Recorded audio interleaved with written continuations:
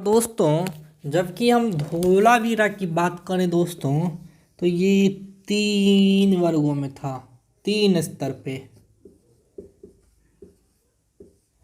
हमने बोला दोस्तों कि धोलावीरा को छोड़ के अन्य जितने भी हड़प्पा कालीन सभ्यता के जो क्षेत्र थे वो 2 स्तरों में थे। वो निचला नगर और ऊपर के दुर्ग में रहते थे, जहाँ व्यापारी और बड़े साहूकार या प्रधान रहते थे, और नीचे ग्रामीण बस्तियां थी। ऊपर दुर्ग और नीचे निचला नगर था। लेकिन दोस्तों, अगर हम धोलावीरा की बात करें, अगर हम धोलावीरा के तरफ चले तो धोलावीरा दोस्तों 3 वर्गों में था। ऊपर का दुर्ग तो था ही, नीचे का नगर था ही, लेकिन एक मध्य वाला भाग भी था दोस्तों।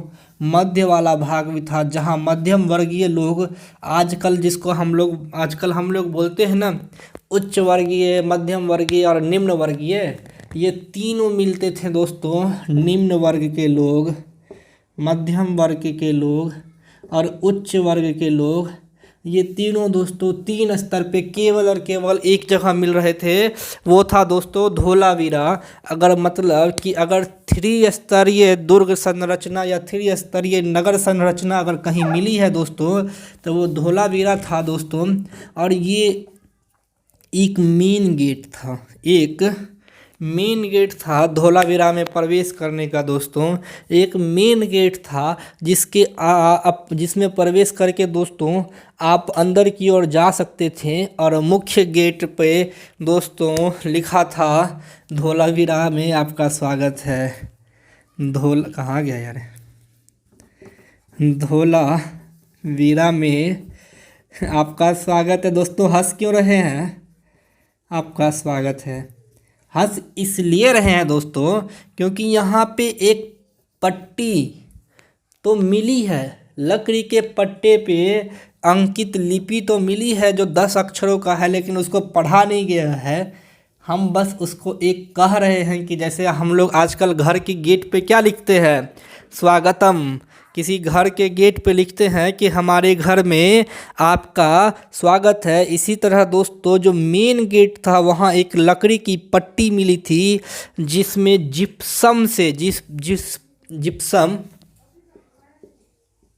जिप्सम धातु है दोस्तों। ये मेटल एलिमेंट है। यहाँ पे लकड़ी का एक पट्टी मिला है दोस्तों, और लकड़ी का एक पट्टी इसी जगह पे, लकड़ी का पट्टी जिसमें दोस्तों आपको 10 अक्षरों का एक लेख मिला है। ये पट्टिका मिली है जिसमें 10 अक्षर है दोस्तों। वो 10 अक्षर का मतलब तो अभी तक समझ में नहीं आया है।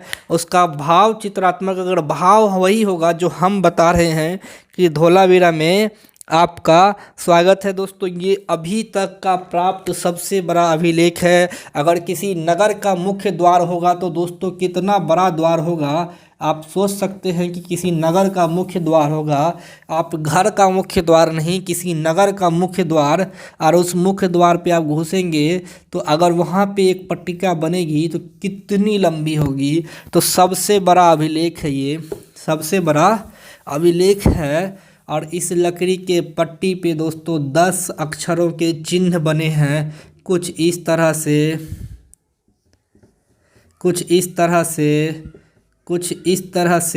ऐसे करके कुछ 10 चिन्ह बने हैं दोस्तों, जिसको पढ़ा तो नहीं गया है क्योंकि ये भाव चित्रात्मक लिपि है, जिसका केवल भाव समझा जा सकता है दोस्तों, जिसका मतलब अभी तक पता नहीं चला है। लेकिन इतना बड़ा ज़रूर कह सकते हैं कि ये पट्टिका पे जो अभिलेख है वो किसी भी मोहर या किसी भी अभिलेख से सबसे बड़ा अभिलेख है। धोलावीरा से प्राप्त लकड़ी की पट्टिका जो जिप्सम धातु से लेख लिखा गया है, वो सबसे बड़ा अभिलेख, इंस्क्रिप्शन या रिकॉर्ड है। जरूर नोट कीजिएगा दोस्तों। और धोलावीरा 3 स्तरों पे बटा शहर था, जिसमें आपको निम्न स्तर, मध्य स्तर और उच्च स्तर, उच्च स्तर को गढ़ी क्षेत्र, निम्न स्तर को निचला नगर बोलते थे। ठीक है दोस्तों, ऊंचे स्तर को दुर्ग बोलते थे या गढ़ी क्षेत्र बोलते थे, नीचे वाले स्तर को हम लोग निम्न क्षेत्र बोलते थे। तो दोस्तों धोलावीरा से अब क्या क्या प्राप्त हुई, तो हमने बोला कि ये 3 स्तरीय था। दूसरा कि इसमें एक लकड़ी की पट्टिका मिली है। तीसरा सफ़ेद कुआं तो धोलावीरा का नाम ही है, तो सफ़ेद कुआं का भंडार मिला है दोस्तों। बहुत सारे घरों में सफ़ेद पट्टिकाओं यानी सफ़ेद अलंकृत क्या कहते हैं, आपको ईंट बोलिए या अलंकृत पत्थर बोलिए, सफ़ेद चट्टानों के कुएं मिले हैं दोस्तों। कहाँ? धोलावीरा में। धोलावीरा के दोस्तों एक ख़ास बात क्या है कि मांडा और धोलावीरा इस दोनों जगह पे दोस्तों एक ख़ास बात क्या थी कि इन दोनों जगहों पे दोस्तों हम लोगों को पाषाण कालीन, हड़प्पा कालीन,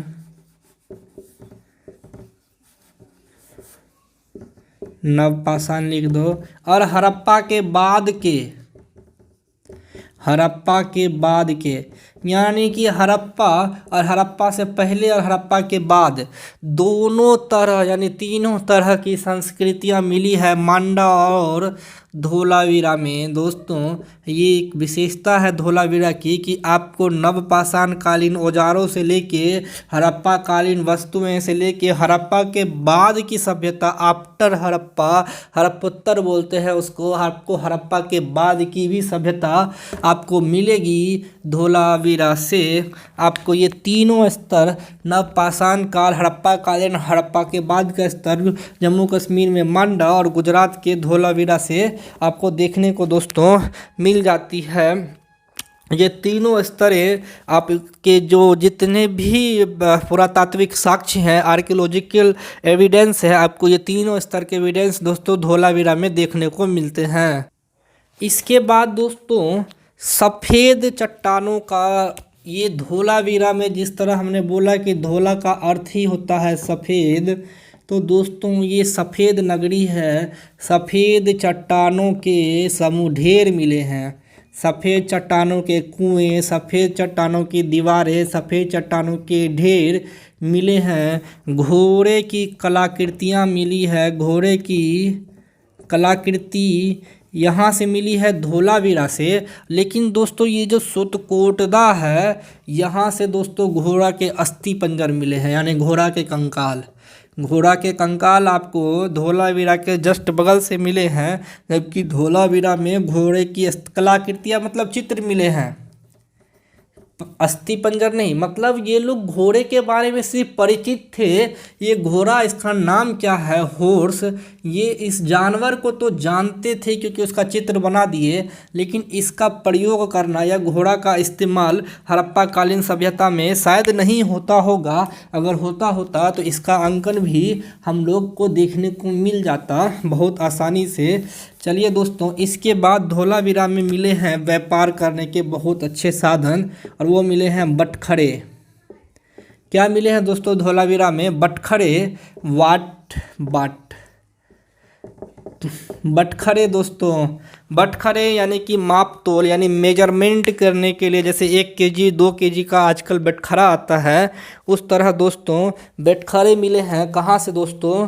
धोलावीरा से हम लोगों को माप तोल की जितनी भी आपको क्या कहते हैं, ये माप तोल की मेजरमेंट के जितने भी इकाइयां हैं, ये वाट, वहाँ पत्थरों के बाट बनते थे दोस्तों, और ये एकदम खांची में ढाले जाते थे, एकदम चखूट, एक निश्चित आकृति के दोस्तों। जिस तरह आज हम लोग 1 किलो का बटखरा हर जगह देखते हैं, इस तरह के आकृति का, इस तरह के आकृति का 1 केजी लिखा रहता है, 500 ग्राम 100 ग्राम लिखा रहता है दोस्तों। और हर जगह भारत के क्या दुनिया के हर कोने में दोस्तों यही चलता है। इसी टाइप के बटखरे यानी कि माप तोल की इकाइयाँ तो वहाँ चलती थी।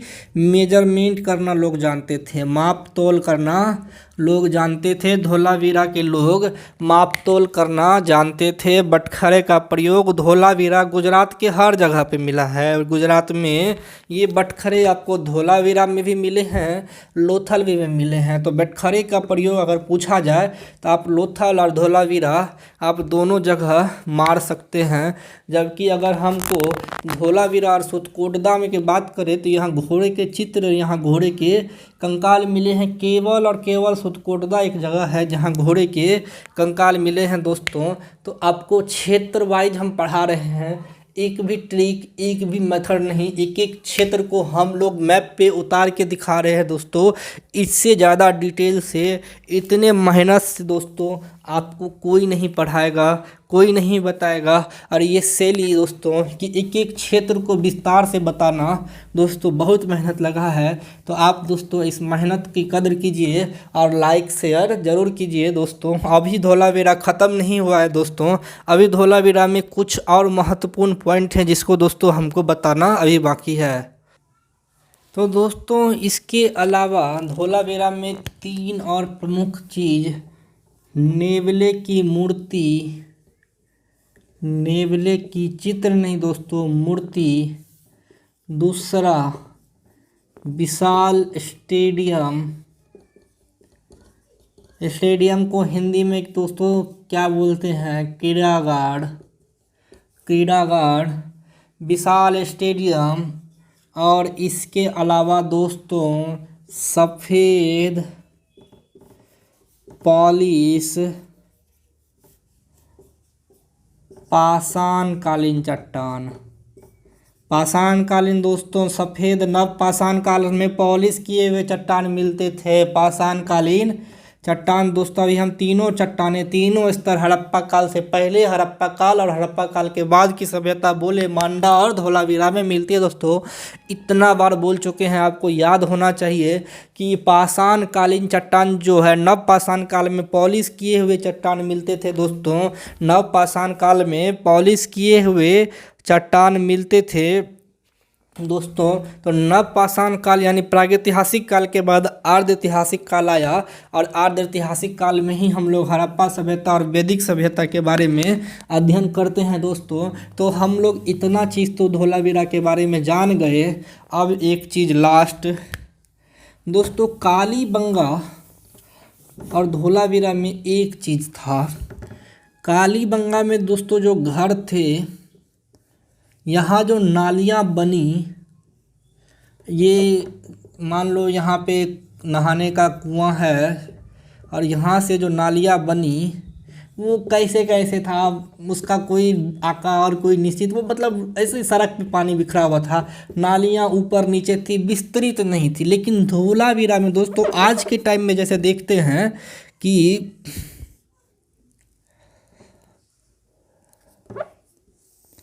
आज के टाइम में दोस्तों जैसे नालियाँ जो बनती है दोस्तों, एक गड्ढा कर दिया जाता है सड़क के दोनों तरफ, एक गड्ढा कर दिया जाता है और घर के हर कुएं को इस पानी को इस गड्ढे में दोस्तों एक सुदृढ़ व्यवस्था थी कि सारा का सारा पानी इस गड्ढा में जाए, इस गड्ढा में जाए। सड़क को ऊंचा कर दिया जाता था, सड़कें ऊंची रहती थी दोस्तों, जैसा आज होता है सड़कें ऊंची और उसके दोनों बगल गड्ढे करके और उसको ढक दिया जाता था दोस्तों, ताकि वो ढका हुआ रहता था ईंटों से। मतलब जैसे आज नालियाँ बनती है दोस्तों, आज जो नालियाँ बनती है इस तरह से, और इस पर चट्टान की कवर करके रख दिया जाता है, नीचे से पानी बहती है। ऐसे ही दोस्तों पूरा एकदम मतलब सबसे विकसित